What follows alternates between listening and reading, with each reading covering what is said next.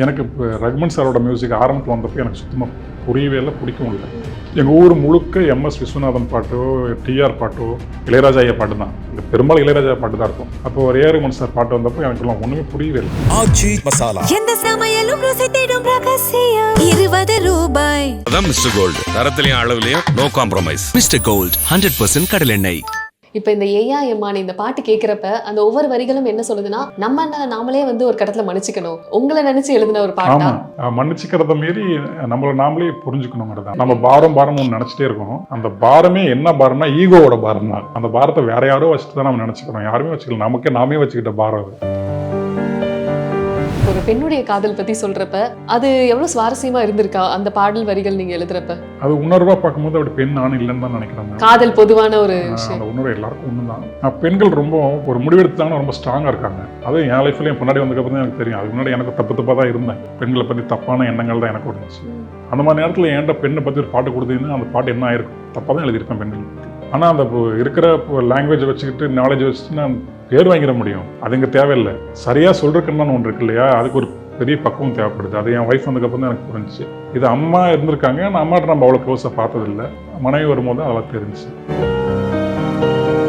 இந்த ஜென்சிக்கு வந்து அந்த ஒரு அடாப்டேஷன் தேவைப்படுதா பாடல்கள்ல அவங்க மனசுல நிக்க வைக்கிறதுக்கு? அது ஒரு சேலஞ்ச் இருக்குன்னு நீங்க பாக்குறீங்களா? கதாபாத்திரம் வந்து கரசாமின்னு வச்சுக்கோங்களேன். கரசாமி எப்படி ஜென்சி வேர்ட்ஸ் பாடுவான். இப்போ அந்த சிச்சுவேஷன்ல வரக்கூடிய கதாபாத்திரம் ஒரு ஜென்சி கிட்ட இருந்தா நான் அதற்கான ரிசர்ச்குள்ள போய் ஜென்சி வேர்ட்ஸ் தான் அங்கே போடுவேன். கரசாமியை ஜென்சி கிட்டும் பார்த்தே ஆகணுங்கிற வேலை பண்ணும்போது தான் நீங்க சொல்ற மாதிரி ஜென்சி கிட்டுக்காக நான் எழுதணும். கரசாமி வாயிலிருந்து ப்ரோ ஜிஸ்லாம் வரும். எல்லா மக்களுக்குமான ஒரே ஒரு திரைப்படம் வர முடியுமா அப்படின்னா இந்த காலகட்டத்தில் கொஞ்சம் கஷ்டம். இப்போ உங்க வாழ்க்கைய அப்படியே மாத்தின ஒரு பாடல் வரிகள்னா யாருடையதா இருக்கும்? என்ன வரிகள்? கண்ணதாசன் தான். கண்ணே கலைமனை பாட்டு தான் என்னுடைய எனக்கு சினிமா போட வச்ச இடத்துல சொல்லியிருக்கேன். காலம் இது கண்ணூரங்க மகளின்னு ஒரு பாட்டு இருக்கு. இப்பவும் எனக்கு ஒரு மாதிரி தூக்கம் வராமச்சுன்னா அந்த பாட்டு போட்டு கேட்கறது. தூங்கின்னு நான் சொல்ற பாட்டு என்னை தூங்கவே வச்சிடும். இப்போ உங்க பாடல்கள் பொறுத்த வரைக்கும் ஏதாவது இந்த சென்சார்ல கட் பண்ணப்பட்டது இல்ல சென்சார் இஷ்யூஸ் ஃபேஸ் பண்ணது இருக்கா? இருக்கு. அதை சொல்லாம என்னன்னு தெரியல, சொல்லுவோம். துக்ளக் தர்பார்னு ஒரு படத்துல காளி மாரின்னு 2 வார்த்தை எழுதியிருந்தேன். பெண் தெய்வங்களோட பேர் தானே, ஆனால் அதை கட் பண்ணிட்டாங்க. ஆனா உங்களுக்குள்ள அதுக்கு ஏன் கட் பண்ணாங்க அப்படின்ற மாதிரி இருந்திருக்கும். அவங்ககிட்ட 1008 காரணம் இருக்கும். அந்த வைரமுத்து சாரோட ஒரு கவிதை ஒன்று இருக்கு. குறைக்கும் நாய்க்கு காரணம் வேண்டாம், தன்னிழல் பார்த்து தானே குறைக்கும். லிட்டில் டாக்ஸ் வியூவர்ஸ்க்கு வணக்கம். இன்னைக்கு நம்ம கூட ரொம்ப ஸ்பெஷலான ஒரு பர்சன் தான் இருக்காங்க. அதாவது இவருடைய வரிகள்ல அந்த ஒவ்வொரு வார்த்தையிலையும் நம்ம எல்லாருமே மெயின் கேரக்டரா நிறைய இடங்களை ஃபீல் பண்ணிருப்போம்னு நினைக்கிறேன். அண்ட் எல்லாருக்குமே அவங்க வாழ்க்கையில வந்து நிறைய ஸ்பெஷலான மொமெண்ட்ஸ் நீங்க கொடுத்துட்டே இருந்திருக்கீங்க. நீங்க எப்படி இருக்கீங்க சார்? ரொம்ப நல்லா இருக்கும் மேம். நன்றி. நீங்க எப்படி இருக்கீங்க? ரொம்ப நல்லா இருக்கேன் சார். கார்த்திக் நேதா, நேதாக்கான அர்த்தம் என்ன? எதனால அந்த பேரை வந்து உங்களுக்குள்ள இணைச்சிக்கணும்னு தோணுச்சு? நேதாஜி சுபாஷ் சந்திர போஸ் அவர் மேல ரொம்ப பள்ளிக்கூட நாட்கள்ல அப்பவே அந்த பேரை வச்சுக்கிட்டேன். நான் 9ஆம் வகுப்பு படிக்கும் போதே அந்த பேரை வச்சுக்கிட்டேன். பேர் கூட உங்க பேரை சேர்த்துக்கணும் அப்படின்ற எண்ணம் எதனால வந்தது?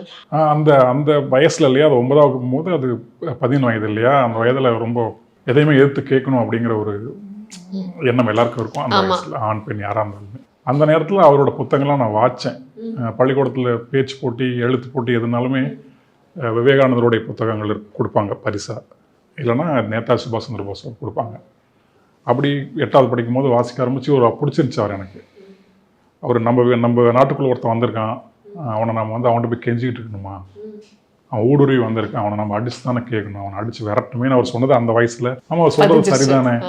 ஆமாம், அதுக்குன்னு ஒரு படையை திரட்டி டிசிப்ளினாக அந்த படையை வச்சு எல்லா நாடுகள்லையும் போய் நம்ம நாட்டு விடுதலைக்காக படைகளுக்கு வந்து உதவியெல்லாம் கேட்டிருக்காரு அவர்.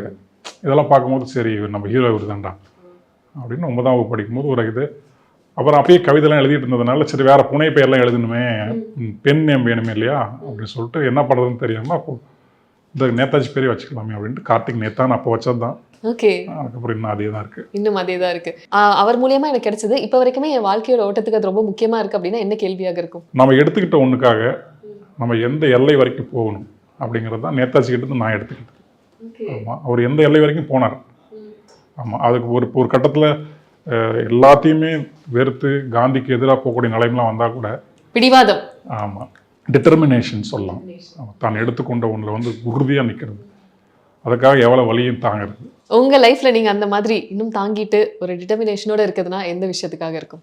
ஒவ்வொரு நாள் அப்படி தான் நம்ம இருக்கிறோம். ஆமாம், இல்லைன்னா இப்போது நான் நினச்ச மாதிரி பாட்டுங்க எழுத முடியாது இல்லையா. இல்லைன்னா இப்போ போகிற போக்கில் ஏதோ ஒன்று எழுதிட்டு போகணும்.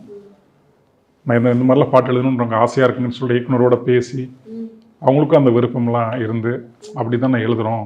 பாட்டை பொறுத்த வரைக்கும் அப்படி தான் நடந்துகிட்டு இருக்கு. இல்லை நானும் இப்போ இருக்கிற அந்த ஃப்ளோவில் இந்த ஹிட் நம்பர்ஸ்குள்ளே தான் நோக்கி ஓடணும்னு ஆசையாக இருக்கும். ஓகே. ஆனால் அது ஒரு ப்ரெஷர் இருந்திருக்கா என்னைக்காவது உங்களுக்கு? ஓகே, இந்த ஒரு ப்ரெஷர் இருக்கு அப்படின்ற மாதிரி. ப்ரெஷராக இது வரைக்கும் இருந்ததில்லை மேம். ஆனால் திங்க் பண்ணுறது உண்டு. இப்போ வந்து ஒவ்வொரு படத்தில் ஒரு 2 பாட்டு 3 பாட்டு ஒரு கதை சொல்லக்கூடிய பாட்டா அல்லது உணர்வுகளை வெளிப்படுத்துற மாதிரி பாட்டாக இருக்குது. ஒரு 2 பாட்டு 3 பாட்டு வந்து ஒரு சும்மா அந்த ஜாலி கமர்ஷியலுக்காக போகுது. ஆனால் இது நாளாக அதிகரிச்சுட்டே போணுச்சுன்னு வச்சுக்கோங்களேன். இப்போ இந்த 3 பாட்டாக இருக்கிறது அப்படியே குறைஞ்சி படம் முழுக்க பாட்டுனாவே சும்மா அந்த கதைக்குள்ளே அப்படியே நகர்த்துறதுக்கு அப்படின்னு வந்துருச்சுன்னா நான் இப்போ எழுத மாட்டேன்ல. எனக்கு அது அப்படி வேண்டாம் விருப்பம் எழுத முடியாது. ஆனால் எனக்கு நான் பாட்டுத்துறைக்குள்ளே இருந்தே ஆகணும். எனக்கு அந்த பாட்டு ரொம்ப பிடிக்குது, எழுத பிடிக்குது. அந்த ஒரு இது நினைக்கும் போது இது மாறதுக்கான சூழல் இருக்கான்னா மாறதுக்கான சூழல் இருக்குது. அதுக்கு முடிஞ்ச வரைக்கும் நம்மளால எதை முடிஞ்சதானே செய்வோம், இல்லைன்னா காத்திருப்போம் அப்படிங்கிறது தான் இருக்குது. ப்ரெஷராக இருக்கு. ஓகே, சேலஞ்ச் இருந்துட்டு இருக்கு. இப்போ இந்த ஏயா எம்மானி இந்த பாட்டு கேட்குறப்ப அந்த ஒவ்வொரு வரிகளும் என்ன சொல்லுதுன்னா நாமளே வந்து ஒரு கட்டத்தில் மன்னிச்சுக்கணும் அப்படின்ற மாதிரியான ஒரு உணர்வு இருந்துட்டே இருக்கு. ஸோ நீங்கள் அது உங்களை நினைச்சு எழுதின ஒரு பாட்டா? ஓகே. ஆமாம், அந்த பாட்டை கேட்டோன்னு நீங்களே கண்டுபிடிச்சிடலாம். காதினத்தான் எழுதியிருப்பான் அப்படின்னு. மன்னிச்சுக்கிறத மீறி நம்மளை நாமளே புரிஞ்சுக்கணுங்கிறது அந்த நான் யாருங்கிற பேசிக் கொஷின் தான். காலகாலமாக கேட்டுட்டு இருக்கிற கொஷின் தான். இந்த பாட்டுக்குள்ளே அது தேவைப்பட்டுச்சு. இந்த பாட்டை இப்படி எடுத்துகிட்டு போனால் இந்த பாட்டு சரியாக இருக்கும்னு. அப்புறம் விக்னேஷ் ராஜாவுக்கு ரொம்ப அந்த அப்ரோச் பிடிச்சிருந்துச்சு. நம்ம தெரிஞ்சுக்கிட்டோமா எல்லா பாரமும் குறைஞ்சிருமே. ஆமாம், சரியோ தப்போ நம்ம கூட ஒரு நம்ம பாரம்னு நினச்சிட்டே இருக்கோம். அந்த பாரமே என்ன பாரம்னா ஈகோவோட பாரம் தான். அந்த ஈகோ தூக்கி எரிஞ்சாதான் அந்த பாரம் போகும்னு நமக்கு தெரியறது இல்லை. அந்த பாரத்தை வேற யாரோ வச்சுட்டு தான் நம்ம நினச்சிக்கிறோம். யாருமே வச்சுக்கல, நாமே வச்சுக்கிட்ட பாரம் அது. இந்த பாட்டு அதை தான் சொல்லுவோம். இறக்கணும்னாலும் நம்மளே தான் இறக்கணும். அதை நாமே நினைச்சாதான் நம்மளுடைய கையால தான் எடுத்து வைக்க முடியும். இன்னொருத்தவங்க கண்ணுக்கு தெரியும், உனக்கு ஈகோ இருக்குப்பான்னு அவங்களால சொல்லதான் முடியும். அந்த ஈகோ அவங்களால எடுத்து வைக்க முடியாது. அது அப்படி ஒரு மாய கல் அது. நீங்க அந்த மாதிரி உங்களை மன்னிச்சுக்கிட்ட விஷயங்கள்லாம் ஏதாவது இருக்கா? இது வரைக்கும் மன்னிக்கல மேம். ஆனால் எனக்கு தெரிஞ்சுக்கிட்டே இருக்கு மேம். ஒவ்வொரு நாளும் தெரிஞ்சுக்கிறேன். அக்லியா இருந்திருக்கோம், ஏன் அக்லியா இருந்தோம், இப்போ எப்படி இருக்கோம், இப்போ இந்த மொமெண்ட்ல எவ்வளவு பெட்டரா இருக்கும். நம்ம பெட்டராகவும் இருக்கும். நமக்குள்ள இன்னும் அக்லினஸ் இருக்கா, நமக்குள்ள இன்னும் எவ்வளவு அழுக்கு இருக்கு, அது எல்லாமே தெரியுது. அந்த ஒரு அவேர்னஸ் இருக்கு. இன்னும் அடுத்த ப்ராசஸ்ல அதையும் கொஞ்சம் கொஞ்சமா அப்படி கழிச்சு விட்டுட்டு வயசாகும் போது கொஞ்சம் நல்ல குழந்தையா இருக்கணும்னு ஆசை. எஸ், இன்னொரு விஷயம் நீங்கள் ரீசெண்டாக ஒரு இன்டர்வியூவில் சொன்னது ஞாபகம் இருக்கு. சாவோட விளிம்பில் இருக்க மனிதனோட உணர்வை வந்து எனக்கு கடத்துறதுக்கு ரொம்ப கஷ்டமாக இருக்குது அப்படின்னு. ஆனால் உங்களோட ஒரு பாட்டை கேட்குறப்ப எனக்கு அந்த மாதிரியான ஒரு உணர்வு வந்தது. உயிர்ன்ற பாட்டை கேட்குறப்ப ஓகே, என்ன வந்து ஒரு சாவு அப்படின்னா எனக்கு அந்த பாட்டு பொருந்துமோ அப்படின்ற மாதிரியான ஒரு உணர்வை கொடுத்துருந்தீங்க. அந்த பாட்டை எப்படி உருவாக்க முடிச்சது உங்களால்? அது நான் சின்ன வயசுலேருந்து பார்த்த நிறைய கூத்து கலைஞர்களுடைய மரணம், எனக்கு தெரிஞ்சவங்களுடைய மரணம், இதெல்லாம் வச்சு தான். ஆனால் இப்போ ரமணர் இருக்கார் இல்லையா, பகவான் ரமண மகரிஷி மரணத்தை தன்னுடைய கனவுல உணர்ந்துட்டு தான் அவர் இந்த பக்கமே வராரு. அப்படின்னால கனவுன அந்த மரணத்தை உணரல. இன்னும் மரணத்துக்கு கிட்ட அவங்க நிறைய பேர் சொன்னதை வச்சு இல்லை நான் பார்த்ததை வச்சு என்னோட ஒரு இன்டர்பிரேஷனாக தான் அது இருக்கு. என்னுடைய என்ன சொல்றது, என்னுடைய ஒரு விளக்கமாக தான் இருக்காது. ஆனால் நான் உணர்ந்திருக்கேன்னா யாராலுமே உணர முடியாது இல்லையா அந்த மரணங்கிறத. உணர்ந்துட்டா எப்படி நம்ம சொல்ல முடியும்? தமிழில் பாட்டே இருக்கு இல்லையா, கண்டவர் விண்டிலர் விண்டவர் கண்டிலர்னு இருக்குல்ல.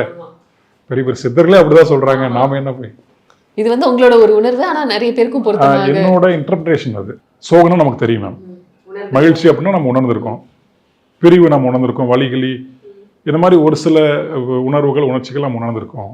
மரணம்ங்கிறது என்ன மாதிரியான உணர்வு, என்ன மாதிரியான உணர்ச்சி, அது எப்படி இருக்கும் அது தெரிஞ்சுக்கணும்னு ஆசையா இருக்கு. ஆனால் தெரிஞ்சுட்டா நம்ம சொல்ல முடியாது. ஆமா, தெரிஞ்சுக்கிட்டா கூட அதை சொல்லி அதை கடத்த முடியாது. அந்த கோட்டைக்கு போனால் திரும்பாதுன்னு தான் கண்ணதாசன் சொல்றாரு. இது கோர்ட்டுக்கு போனா ஜெயிக்காதுன்றாரு மரணத்தை. அது விடை தெரியாத ஒரு கேள்வியா இன்னுமே அந்த புதிர் தான் வந்து சுவாரஸ்யம். ஆமா, இனிமையா இருக்கு. இப்போ உங்க வாழ்க்கைய அப்படியே மாத்தின ஒரு பாடல் வரிகள்னா யாருடையதா இருக்கும்? என்ன வரிகள்? கண்ணதாசன் தான் மேம். ஓகே, என்ன வரிகள் அது? கண்ணே கலைமனை பாட்டு தான் எனக்கு சினிமாக்கு போட வச்சு நிறைய இடத்துல சொல்லியிருக்கேன். அவருடைய நிறைய பாட்டு இருக்கு. ஆறு மனமே ஆறு அந்த பாட்டு, அதில் 6ஆ பிரித்து வகை பிரித்து என்னென்னு சொல்லிட்டு வருவார். நிறைய பாட்டு இருக்கு மேம். ஆமாம். அப்புறம் இந்த காலம் இது கண்ணூரங்கு மகளின்னு ஒரு பாட்டு இருக்குது. ஒரு சித்தி தன்னுடைய அந்த குட்டி பாப்பா தூங்காமல் விளாண்டுருக்கு, கை குழந்தையாக இருக்கும், தூங்காமல் விளாண்டுட்டே இருக்கும். அந்த பாப்பாட்ட போய் அட்வைஸ் பண்ணும், நீ பாரு இப்பயே தூங்கிக்கோ பாப்பா, இப்போ தூங்கினாதான் உனக்கு தூக்கம், கொஞ்சம் காலம் போச்சுன்னா உனக்கு தூக்கமே வராது அப்படின்னு சொல்லிட்டு அவங்க வந்து அதை விளக்குவாங்க ஏன் தூக்கம் வராதுன்ட்டு அந்த பாட்டில். கண்ணதாசன் அப்படி பொழிஞ்சு வச்சிருப்பாரு வரிகளாக. இப்போவும் எனக்கு ஒரு மாதிரி தூக்கம் வராமல் இருந்துச்சுன்னா அந்த பாட்டு போட்டு கேட்கறது. தூங்கிரு நான் சொல்கிற பாட்டு எனக்கு தூங்கவே வச்சிடும். ஒருவேளை நீங்க குழந்தையா மாறணும் அப்படின்னு சொன்னதுக்கு இது ஒரு காரணம் இருக்கலாம். இந்த மாதிரி கண்ணதாசன் பாட்டு நிறையா, முத்துக்குமாரன் பாட்டு நிறையா, முத்துக்குமாரனோடது நினைத்து பார்த்து அந்த பாட்டு, ஒரு நாளில் வாழ்க்கை எங்கெங்கும் மூடி போகாது, நிறைய பாட்டு இருக்குது. வைரம் சார் எல்லாரோட பாட்டுலையும் ஒவ்வொரு 10 பாட்டு 20 பாட்டாவது இருக்கும். தாமரை அக்கா, யுகபாரதி அண்ணன், விவேக் பாட்டு, உமாதேவி, முத்தமிழ், எழுதுகிற அத்தனை பேர்கிட்டையும் ஒரு லிஸ்ட் இருக்குது. சரி, நான் இப்போ ஒரு சிச்சுவேஷன் சொல்கிறேன், இல்லை ஏதாவது ஒரு உணர்வு சொல்கிறேன், அதுக்கு டக்குன்னு உங்களுக்கு ஞாபகம் வர இந்த வரி, உங்களை நீங்களே பொருத்திக்கிற ஒரு வரிகள் தான் என்னென்னு சொல்லுங்க. ஓகே, ஃபஸ்ட்டு வந்து காதல், கண்ணதாசன் பாட்டு, காதல் சீரகை காற்றின் அந்த பாட்டு. ஓகே, நட்பு, முஸ்தபா பாலி சார். அண்ட் இப்போ வந்து ஒரு டிராவல் போறீங்க அப்படின்னா, டிராவல் போகிறதுக்கு என் பாட்டு தான் எனக்கு ஞாபகத்தில் வருது. ஜேர்னி தான் அது எல்லாருக்குமே சார். அது நிறைய பேர் இப்போ டிராவல் ஒரு அடிக்ஷன் கொண்டு வந்த ஒரு பாடல்னு கூட சொல்லலாம். டிராவல் போய் எப்படி நம்ம மனசை மாத்திட்டு வரலாம், ஒரு ஹீலிங் தெரப்பி வந்து அந்த பாட்டுல இருக்குன்னு நினைக்கிறேன். ஸோ உங்களுக்கு வந்து டிராவல் அந்த அளவுக்கு உங்க லைஃப்ல இருந்திருக்கு, உங்களுடைய பாடலாவே அது இருந்திருக்கு. நான் நிறைய பேர் மாதிரி அவ்வளோ டிராவல்லாம் போனதில்லை மேம். டிராவல் கொஞ்சம் நம்ம சென்னைக்குள்ளேயே முடிச்சதெல்லாம் போயிருக்கேன். அதெல்லாம் எனக்கு டிராவல் அதுதான். அதே மாதிரி ஊருக்கு போனால் எங்கள் ஊரில் ஒவ்வொரு சந்துக்கும் போவேன். மற்றவங்க மாதிரி கடலில் இறங்கி ஆழத்தை பார்க்குறது அப்படிலாம் நமக்கு அந்த மாதிரி ட்ராவல்லாம் போனதில்லை. பெரும்பாலும் இந்தியா தாண்டி நான் வெளியே போனதில்லை. இந்தியாவுக்குள்ளேயே தமிழ்நாடு தாண்டி அதிகம் போனதில்லை. இந்த மாதிரி ஒரு இடம் இது யாருக்குமே தெரியாது, ஆனால் இதில் இந்த மாதிரி அற்புதங்கள்லாம் இருக்குது அப்படின்னா என்ன இடமாக இருக்கும் அது? அதான் சொல்கிறேன், அவள் பெருசாக பயணம் போனதில்லை. எனக்கு எங்கள் ஊர் சுடுகாடு ரொம்ப பிடிக்கும். அதெல்லாம் சொல்ல முடியுமா வெளியே? சொல்லுங்க, அதுதான் சுவாரஸ்யமாக இருக்குது. சுடுகாடு ஏன் பிடிக்கும் அப்படின்றது சொல்லியிருக்கேன் நிறைய இடங்கள்லேயே. அது என்னமோ அங்கே ஒரு அமைதி இருக்குது, அது மரணம் அங்கே தான் இருக்குது. அதனால அது தேடி ஓகே அது எப்படி இருக்கும் அப்படின்றது அங்கே தேடினா கிடைக்கும் அப்படின்ற மாதிரி. மரம் எல்லா இடத்துலையுமே தான் இருக்குது இல்லையா? ஆமா, இந்த அடுத்த நொடிங்கிறது இந்த நொடியின் மரணம் தானே. அடுத்த நாளுங்கிறது இன்றைய மரணம் தானே. ஆனால் மரணம் இல்லாத இடமே இல்லை. ஆனால் அது தெரிய மாட்டேங்குது, உணர முடியலங்கிறது தான். அண்ட் அடுத்து இந்த மாதிரி ஒரு ரொம்ப டவுன் ஆயிட்டீங்க, உங்களை நீங்களே ஊக்குவிக்கிறதுக்காக நீங்க கேட்கக்கூடிய ஒரு பாடல் வரிகள்லாம்? தேவான பாட்டு நிறைய கேட்டிருக்கேன். அந்த மாதிரி சல்லோமியா பாட்டுல ரொம்ப கேட்டிருக்கேன் நான். அதில் அந்த வெறும் ஊக்கத்துக்காக மட்டும் இல்லை, அதுக்குள்ள ஒரு நல்ல எசன்ஸும் இருக்கும். அந்த மீன் வகைகள் எல்லாம் லிஸ்ட் போட்டிருப்பாங்க அதில். அது நிறைய பாட்டு இருக்கு. அதுவும் ஆமாம், உங்க கேரக்டர் தான் அந்த பாட்டுக்குள்ள இருக்கா அப்படின்ற மாதிரி ஒரு உணர்வு நீங்க எல்லாருக்கும் கொடுத்துடுறீங்க. அது உண்மையா? எல்லா பாட்டுலயுமே உங்களுடைய கேரக்டர் தான் இருக்கா? இன்னும் நானும் அதில் கொஞ்சம் இருப்பேன். பெரும்பாலும் அந்த கதாபாத்திரமும் என்னோட லைஃப் ஸ்டைலும் ஓரளவுக்கு பொருதி போகிறதுனால எஃபோர்ட்லெஸ்ஸாக எழுதிடுறேன்.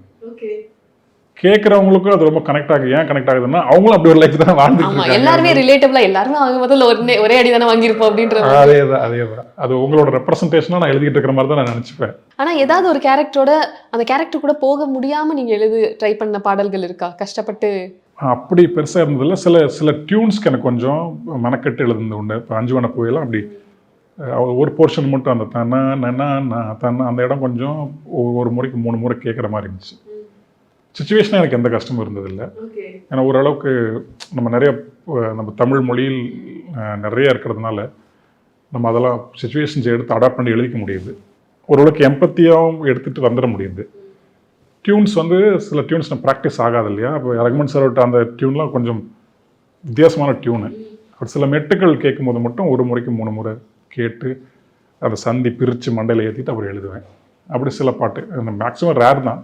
ஓகே, இந்த வார்த்தைகளை தேடுறப்ப இப்போ இந்த ஜென்சிக்கு அந்த ஒரு அடாப்டேஷன் தேவைப்படுதா பாடல்களில்? அவங்க மனசில் நிற்க வைக்கிறதுக்கு அது ஒரு சேலஞ்ச் இருக்குன்னு நீங்கள் பார்க்குறீங்களா அவங்களுக்கான வார்த்தைகள் எடுக்கிறதுல? நான் அப்படி கேட்டகரைஸ் பண்ணி நான் பார்க்குறது இல்லை மேம். சுச்சுவேஷனு இப்போ அந்த சுச்சுவேஷனில் வரக்கூடிய கதாபாத்திரம் ஒரு ஜென்சி கிட்ட இருந்தால் நான் அதற்கான ரிசர்ச்குள்ளே போய் ஜென்சி வேர்ட்ஸ் தான் அங்கே போடுவேன். அவங்க வாழ்க்கை எப்படி இருக்கு? ஆமாம், கதாபாத்திரம் கரசாமின்னு வச்சுக்கோங்களேன். கரசாமி எப்படி ஜென்சி வேர்ட்ஸ் பாடுவான்? கரசாமி அவனோட எந்த மண்ணிலேருந்து வந்திருக்கானோ அந்த மண்ணில் அவன் வட்டார சொல்லி தான் பாடுவான். அவன் சிஸ் ப்ரோலாம் பாட முடியாது இல்லைங்களா? அதனால கதாபாத்திரம் என்ன வேண்டுதோ அதை தான் நான் எழுத முடியும். அங்கே ஜென்சி கிட்டோ அப்படி இல்லை. இன்னொன்று, கரசாமிங்கிற திரைப்படத்தை எந்த செட் ஆஃப் பீப்புள் பார்க்கணுமோ அந்த பீப்புள் பார்ப்பாங்க. கரசாமியை ஜென்சி கிட்டும் பார்த்தே ஆகணுங்கிற வேலை பண்ணும்போது தான் நீங்கள் சொல்கிற மாதிரி ஜென்சி கிட்டுக்காக நான் எழுதணும். கரசாமி வாயிலேருந்து ப்ரோ ஜிஸ்லாம் வரும். இல்லைன்னா தேவையில்லை, கரசாமி வாயிலேருந்து அவன் முறையில் என்ன சொல்லுதோ அதான் வரும். அதுவே போதுமானதாக இருக்கும். எந்த மாதிரியான கதைக்களத்தை, எந்த மாதிரியான கதையை எந்த மாதிரியான மக்கள் பார்க்கணுமோ அந்த மக்கள் பார்ப்பாங்க. எல்லா மக்களுக்குமான ஒரே ஒரு திரைப்படம் வர முடியுமா அப்படின்னா இந்த காலகட்டத்தில் கொஞ்சம் கஷ்டம். அண்ட் இப்போ அவங்களோட ஜென்சியோட உறவு முறைகளுமே புதுசா இருக்கப்ப அதுக்கான வார்த்தைகளுமே இப்போ தமிழாக்கம் இருக்கா அப்படின்ற ஒரு கேள்விதான் அது இருக்கு. தமிழ் கொண்டு வந்துடும், அதெல்லாம் ஒரு பெரிய இதே கிடையாது. இப்போ லேப்டாப் வந்தப்போ வருமானம் கேட்டாங்க, மடிக்கணின்னு உடனே கொண்டு வந்துட்டோம். அதெல்லாம் தமிழ் எடுத்துட்டு வந்து கொடுத்துரும். அப்போ அந்த போக்கு நல்லா இருக்காங்கிறத நம்ம பார்க்கணும். லாங்குவேஜில் பயங்கர ஸ்ட்ராங்கான லாங்குவேஜ் நம்மளோடது. ஓகே, இந்த போக்கு நல்லா இருக்கா, இந்த போக்கு நம்மளை உருப்படியாக வைக்குமா அப்படிங்கிறது மட்டும் தான் நம்ம பார்க்கணும். நல்லா இருக்கு அப்படின்னா போகணும். சும்மா இப்போ குருட்டுத்தனமாக இருந்துக்கிட்டு ஜென்சி கிட்ஸ்லாம் தப்பு அப்படிலாம் இல்லை. அப்போ நீங்கள் தப்பு ஒழுங்கா இருந்தீங்களா அது வரைக்கும் அப்படின்னு நம்ம கேட்போம். ஆமா, நானே கேட்பேன். ஜென்சி கிட்ஸ் கேட்க வேண்டியது இல்லை, அவங்க சார்பா சென் ஆல்பாவும் கேட்க வேண்டியது இல்லை. நானே கேட்பேன், இவ்வளோ வருஷம் வாழ்ந்தீங்களா, நீங்களும் ஒழுங்காக வாழ்ந்தீங்களான்னு நான் கேட்பேன். பழனிசாமி நீ தெரிஞ்சுதான் பேசுறியா நான் கேட்பேன். ஓகே, அதனால ஒவ்வொரு தலைமுறை மாறி வரும்போது ஏன் மாறுது, எதனால மாறுது, அந்த மாற்றத்துக்கான காரணம் என்ன, அவங்க எந்த மாதிரியான சூழல் இருக்காங்க, இதெல்லாம் பார்த்து ஒரு ஆர்டிஸ்ட் இருந்தால் பரவாயில்ல. காமன் மேன் அவங்க தெரியாமல் பேசிட்டு போட்டோம். ஒரு ஆர்டிஸ்டாக நமக்கு அந்த பொறுப்பு இருக்குன்னு நான் நினைக்கிறேன். நீங்க பார்த்து ஒரு புதுசான ஒரு விஷயம் நீங்க கத்துக்கிட்டது அவங்களுடைய வாழ்வியல்ல இருந்துன்னா என்னவாக இருக்கும்? அவங்க என்னன்னா, இப்போ நம்ம கிட்ட சில முட்டாள்தனமான சென்டிமெண்ட்ஸ்லாம் இருந்தது. 90s 20s கிட்ட, அந்த 2000 கிட்டலாம் ஒன்றுத்துக்கு ஆகாத அந்த சென்டிமெண்ட்ஸு அதெல்லாம் வச்சுட்டு இருப்பாங்க. ஆனா we valued அதுக்கு ஒரு பெரிய வேல்யூ கொடுத்து நம்ம பொக்கிஷமா வச்சுருக்கோம். ஆமாம், அதனால அவங்களுக்கு லைஃப்பில் மிகப்பெரிய சிரமங்களையும் நடந்துகிட்டு இருக்கும். அவங்க ஃபேமிலிக்குள்ளே அவங்களுக்கு நிம்மதி இருக்காது. ஆனால் அதை கட்டிக்கிட்டு அழுவோம். என்ன மாதிரியான சென்டிமெண்ட்? அது சொன்னோம்னா அதுங்கிற இப்போ பெரிய இதாகி அப்புறம் கார்த்திக் நேத்தா அப்படின்னு வந்துடுவாங்க. ஆர்வமா இருக்கு, என்னவாக இருக்கும், எதை போட்டு ஃபில் பண்றது அப்படின்னு மைண்ட்ல ஓடிக்கிட்டே இருக்கு. அது மாதிரி நிறையா இருக்கு. இப்போ இருக்கிற பசங்களுக்கு அது இல்லை. என்ன இதுக்கெல்லாம் ஃபீல் பண்ணிக்கிட்டு இருக்குன்னு கிளம்பிடுறான். ஆனால் அவனை நம்ம திட்டுறோம், பார்த்து இதுக்கெல்லாம் கூட ஃபீல் பண்ண மாட்டேறான் அப்படின்னு. அவன் அதே திருப்பி கேட்குறான், இதுக்கெல்லாம் நீ ஃபீல் பண்ணுறேன்னு தான் அவன் கேட்குறான். எமோஷனலி மெச்சோர்ட் ஆயிட்டாங்க அப்படின்ற ஒரு எதுக்கு நீ எமோஷன் ஆகணும், எதுக்கு எமோஷன் ஆகக்கூடாது, எதுக்கு நீ ப்ரையாரிட்டைஸ் பண்ணணும், இதெல்லாம் அவங்களுக்கு ரொம்ப தெளிவாக தெரியுது. என் முக்கியமா இப்போ ஒரு பெண்ணுடைய காதல் பத்தி சொல்றப்ப அது எவ்வளவு சுவாரஸ்யமா இருந்திருக்கா அந்த பாடல் வரிகள் நீங்க எழுதுறப்ப? அது உணர்வாக பார்க்கும்போது அப்படி பெண் ஆண் இல்லைன்னு தான் நினைக்கிறேன். காதல் பொதுவான ஒரு விஷயம், அந்த உணர்வு எல்லாருக்கும் ஒன்று தான். அதனால அது எழுதும்போது எனக்கு அப்படி வித்தியாசம் வந்ததில்லை. ஓகே, இது நான் புதுசாக தெரிஞ்சுக்கிட்டேன், இப்படி உங்களுக்கு ஒரு ஃபீலிங் இருக்கும் அப்படின்றத தெரிஞ்சுக்கிட்டு நீங்கள் எழுதின வரிகள்னா? பெண்கள் ரொம்ப ஒரு முடிவெடுத்தாங்கன்னா ரொம்ப ஸ்ட்ராங்காக இருக்காங்க. அதுவும் என் லைஃப்ல என் முன்னாடி வந்ததுக்கப்புறம் தான் எனக்கு தெரியும். அதுக்கு முன்னாடி எனக்கு தப்பாக தான் இருந்தேன். பெண்களை பற்றி தப்பான எண்ணங்கள் தான் எனக்கு இருந்துச்சு. ஏன்னா நான் அப்படி ஒரு வாழ்க்கையை வாழ்ந்ததுனால நான் ரொம்ப கீழே தான் பெண்களை நினச்சிட்டு இருந்தேன். அந்த மாதிரி நேரத்தில் என்கிட்ட பெண்ணை பற்றி ஒரு பாட்டு கொடுத்தீங்கன்னா அந்த பாட்டு என்ன ஆயிருக்கும் இல்லைங்களா? தப்பாக தான் எழுதியிருப்பேன் பெண்களை பற்றி. ஆனால் அந்த இருக்கிற லாங்குவேஜை வச்சுக்கிட்டு நாலேஜை வச்சுட்டு நான் பேர் வாங்கிட முடியும். அது இங்கே தேவையில்லை. சரியாக சொல்கிறதுக்குன்னு ஒன்று இருக்கு இல்லையா, அதுக்கு ஒரு பெரிய பக்குவம் தேவைப்படுது. அது என் ஒய்ஃப் வந்ததுக்கப்புறம் தான் எனக்கு புரிஞ்சிச்சு. அவள் வந்த பிறகு தான் பெண்களுக்குன்னு தனியாக ஒரு உள்ளுணர்வு இருக்குன்னு எனக்கு தெரிஞ்சிச்சு. அவங்க எக்ஸ்பிரஷன் ஆஃப் லவ் இருக்குது, அவங்களுக்குன்னு ஒரு தனி பார்வை இருக்குது, அவங்களுக்குன்னு ஒரு இன்ஸ்டிங்க்டே அவங்களுக்கு இருக்குது. ஆணுக்கு ஒரு தனியாக இருக்குது. ஒரு பிரச்சனைக்கு அவங்க பார்க்குற பார்வை வேறையாக இருக்குது, நான் பார்க்குற பார்வை வேறையாக இருக்குது, நம்மளோட ரியாக்ஷன் வேறையாக இருக்குது, அவங்களோட ரியாக்ஷன் வேறு இருக்குது, அவங்க பெண்ணோட அப்ரோச் வேறையாக இருக்குது. இது அம்மா இருந்திருக்காங்க, நான் அம்மாட்ட நம்ம அவ்வளோ க்ளோஸாக பார்த்ததில்லை. மனைவி வரும்போது அதெல்லாம் தெரிஞ்சு, அது தனி உலகமாக ஒன்று இருக்கக்கூடிய பக்கத்துலேயே ஒரு தனி உலகம் இருக்கின்றது அப்புறம் தான் தெரியுது. அதுக்கப்புறம் இப்போ எழுதும் போதெல்லாம் இன்னும் அப்பயும் கூட ஒரு பெண்ணாக மாறி எழுத முடியல. பாவிச்சுக்கிட்டு எப்படி எல்லா சுச்சுவேஷனையும் வேற ஒன்றா நினச்சிட்டு எழுதுறமோ அதே மாதிரி தான் அதையும். இப்போ கரைப்படம் அப்படின்றப்ப அந்த கேரக்டர்ஸ் அவங்க லைஃப் ஸ்டைலுக்குள்ளே போய் நீங்கள் பார்த்துருப்பீங்களா? அதில் நீங்கள் ரொம்ப இன்ட்ரெஸ்டிங்காக ஃபீல் பண்ண விஷயங்கள்லாம் என்னவாக இருக்கும்? இந்த கரசாமிங்கிற கதாபாத்திரம் தான். அந்த ட்ரைலர் நீங்கள் பார்த்துருந்தீங்கன்னா தெரியும், அவர் ஒரு வாழ்க்கையை வாழ்கிறார். அதுதான் அந்த படம். அவன் அந்த வாழும்போது அவன் அடைகிற மாற்றங்கள் தான் அடுத்தடுத்து இந்த படத்தில் இருக்கும். அதில் ஒரு மாற்றத்தில் ஒரு சின்ன புள்ளியில் தான் 4 தின பாட்டு வருது. ஆமாம், அது ஒரு படத்தில் ஒரு முக்கியமான பாடலும் கூடாது. அனைத்து பாடல்களுமே கதைக்குள்ளே இருக்கிறதுனால படம் வந்ததுக்கு பிறகு அந்த எல்லா பாடலையும் ஓரளவுக்கு மக்கள்கிட்ட போய் சேர்ந்து எனக்கு ஒரு நம்பிக்கை இருக்குது. கண்ணதாசன் சார் பாடல்கள்லேருந்து இப்போ வரைக்கும் எவால்வ் ஆகிட்டு வந்துட்டு இருக்கப்ப ஜென்ரேஷன் வைஸ் மியூசிக்கான அந்த மாற்றம் நீங்கள் பார்க்குறீங்களா? இது எவல்யூஷன் சொல்கிறதான்னு தெரியல. அந்த நம்மளோட ரசனைக்கு ஏற்ற மாதிரி இசையும் மாறி இருக்கு, மொழி மாறி இருக்கு, ஒட்டுமொத்தமே மாறிட்டு தான் இருக்கு. உங்களுக்கு அந்த மாதிரி இருந்திருக்கா? சின்ன வயசுல சில பாடல்கள் பற்றி பெருசாக அபிப்பிராயம் இல்லாமல் போக போக நம்ம அந்த பாடலோடய வாழ்ந்துட்டு இருக்க மாதிரி எல்லாம்? எனக்கு இப்போ ரஹ்மான் சாரோட மியூசிக் ஆரம்பத்தில் வந்தப்போ எனக்கு சுத்தமாக புரியவே இல்லை, பிடிக்கவும் இல்லை. நான் 8th 9th படிச்சுட்டு இருக்கும்போது, ஏன்னா எங்கள் ஊர் முழுக்க எம்எஸ் விஸ்வநாதன் பாட்டோ டிஆர் பாட்டோ இளையராஜா ஐயா பாட்டு தான், இல்லை பெரும்பாலும் இளையராஜா பாட்டு தான் இருக்கும். நம்ம அப்படி இசையாக தெளிவாக இந்த இன்ஸ்ட்ருமெண்ட்னா இந்த இன்ஸ்ட்ருமெண்ட் தான் இருக்கும், இங்கே குரல் வரும், அப்படி கேட்டு பழகிட்டோம் இல்லையா. அப்போ ஒரு ஏஆர் சார் பாட்டு வந்தப்போ எனக்குலாம் ஒன்றுமே புரியவே இல்லை. புரியலங்கிறதுலாம் நம்ம பிடிக்கலன்ட்டோம். இன்னமும் நம்ம பல பேர் அப்படி தான் இருக்கோம். அந்த ஒரு பொறுமை இல்லை, ஏன் என்ன அப்படின்ற ஒரு என்னங்கிற அந்த இதில் புரியலன்னு நமக்கு தெரியாமல், புரியலங்கிறது ஒன்றும் நம்ம ஏற்றுக்க முடியாமல் எனக்கு அது பிடிக்கல அப்படின்ட்டு போயிடறாங்க. தம்பி உனக்கு புரியல, அதனால உனக்கு பிடிக்கல அப்படின்னு அப்புறம் மைண்டு சொன்னிச்சு. அதுக்கப்புறம் மூணு ஐயோ இருந்தாலும் இப்படி பண்ணி வச்சிருக்கானே அப்படின்ட்டு அப்புறம் அவருக்கு இப்போ நம்ம எழுதவே வந்துட்டோம். ஏஆர் எழுதிக்கிட்டு இருக்கோம். அப்படி நடந்தது வந்து ஏஆர் மியூசிக் எடுத்து. அந்த அது ஒரு மெச்சூரிட்டி தேவைப்படுது இல்லையா அந்த இடத்துக்கு நமக்கு வர்றதுக்கு. ஒன்று புதுசாக இங்கே ஒன்று நடக்குது, அது வெறும் புதுமை ஒன்று நடக்குதுங்கும் போது நம்ம மனசுக்குள்ள ஒன்றே தானே பழகி வச்சிருக்கோம். அதே மாதிரி தான் இப்போ நடக்கிறது எல்லாமே. அந்த கில்ட்டை போக்குறதுக்கான பாடல் வரிகள் வந்திருக்கா, இல்லை கவிதைகளாக இருக்கட்டும், உங்களுக்குள்ள அந்த கில்ட்டை கடத்தி அதை மறைக்கிறது? பெரும்பாலும் என்னோட பாட்டு அந்த மோட்டிவேஷனை பண்ணிக்கிறது எல்லாமே எனக்கு நானே பண்ணிக்கிறது தான். நம்ம இந்த கரப்படத்து பாட்டு கூட எடுத்துக்கிட்டிங்கன்னா ஏறக்குறைய ஒரு எனக்கு நானே சொல்லிட்ட ஒரு கன்ஃபெஷன் தான். ஆமாம், பெரும்பாலும் இந்த மாதிரியான பாட்டு கொடுத்தாங்களா முழுக்க நான் அப்படி கொட்டிடுறது, ஆண்டவனே மனுஷரு அப்படின்ற மாதிரி. நம்மளே ஒரு ரியலைசேஷனுக்கு வந்து நம்மளே திருத்திக்கிறப்ப அது ஒரு விதமான சாட்டிஸ்ஃபேக்ஷனும் ஒரு திருப்தியும் கொடுக்கும் இல்லையா? அப்போ அப்படி பாரம் பயங்கரமாக குறைஞ்ச மாதிரி நம்மளே இறக்கி வச்ச ஒரு ஃபீல் இருக்கும். இப்போ நிறைய அந்த மாதிரி நிறைய வெளியே போயிருக்கு. ஆமாம், ரொம்ப நிறைய அழுக்குகள்லாம், மன அழுக்குகள், அக அழுக்குகள்லாம் நிறைய வெளியே போயிருக்கு. இனிமேல் புதுசாக ஒன்று வராமல் உள்ள இருக்கிற கொஞ்சம் கொஞ்சம் அழுக்கையும் கொஞ்சம் தொடச்சி எரிஞ்சிட்டோம்னா அந்த பாத்திரம் கொஞ்சம் அப்படியே குழந்தையா ஊற்றி வைக்கலாம். ஆமா, குழந்தை பாத்திரமா மாறி குழந்தை இயேசுவா மாறிடுவேன். இப்போ நீங்க உங்க வார்த்தைகள் மூலியமா பிரேக் பண்ண ஸ்டீரியோ டைப்ஸ், அது மூலியமா கிடைச்ச திருப்தினா? எனக்கு அந்த கடவுள் நம்பிக்கைன்னு ஒன்று இருக்குல்ல மேம், அது இப்போ எனக்கு வேற மாதிரி இருக்கு. முன்னாடி சிலை வழிபாடு, சடங்குக்கு நம்ம மெய்யில் சொல்லுவாங்க சரியை கிரியை யோகம் ஞானம்னு. அந்த சரியை கிரியைக்குள்ள ரொம்ப மாட்டிக்கிட்டு ரொம்ப அவதிப்பட்டதெல்லாம் உண்டு. சரியை கிரியைன்னா அந்த சடங்காக இருக்கிறது, ஹேபிச்சுவல் அடிக்ஷனாக இருக்கிறது. எந்த சொன்னால் விளக்கேற்றிடுறது, கொஞ்சம் டைம் ஆகினா கூட பொட்டு வைக்காமல் வெளியே வந்தோம்னா கைகாலம் உதறிடும், அதுக்குள்ள ஒரு சர்க்கிள்குள்ள அடங்குற மாதிரி இருக்கு. அது இப்போ வந்து அந்த வள்ளலார் மாதிரி ரமணர் மாதிரி இவங்கெல்லாம் பார்க்கும்போது, தாய்மானவர் இவங்கெல்லாம் படிக்க ஆரம்பிச்சதுக்கப்புறம் அந்த ஒளி வழிபாடு அது எந்த பிரச்சனையும் இல்லாமல் இருக்குது, நமக்கு ஃப்ரீயாக இருக்குது. புத்தர், குறிப்பாக புத்தர், அந்த ஆன்மா, இந்த கடவுள், இந்த வினை இந்த சென்ஸ் வந்து மறுஜென்மம், இதை மூணுமே ஒரு தூக்கி ஓரம் வச்சிடுறாரு. ஆமாம், இது மூணுமே தூக்கி ஓரம் வச்சோன்னா கொஞ்சம் படிக்கும் போதே இல்லை அவர் தெரிஞ்சுக்கும் போது நமக்கு ரிலீஃப் ஆயிடுது. கடவுள்னு ஒருத்தர் வந்து ஆன்மாங்கிறது ஒன்று இல்லைன்னு ஒரு சொல்கிறாரு, அது ரொம்ப ஷாக்கிங்காக இருக்குது முதல்ல. அப்புறம் கடவுளுங்கிறது ஒன்று வந்து அவர் கொஷின் வைக்கிறாரு. இப்போ நமக்கும் அந்த கொஷின் இருக்குது, கடவுள்னா ஒன்று தான் இருக்க முடியும், எதுக்கு இத்தனை இருக்குது? நமக்கு சின்ன வயசுல கேள்வி வருது. வீட்டுக்கு ஒன்று இருக்குது.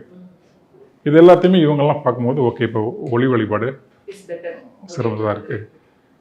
எந்த வந்து பூச்சுக்களும் வேண்டாம், இப்படி வேண்டாம் இப்படி வேண்டாம் இப்படி வேண்டாம், இங்கே போட்டுக்க வேண்டாம் அங்கே போட்டுக்க வேண்டாம், எதுவும் வேணாம், ஒழுங்காக ட்ரெஸ்ஸை போட்டுக்கோ.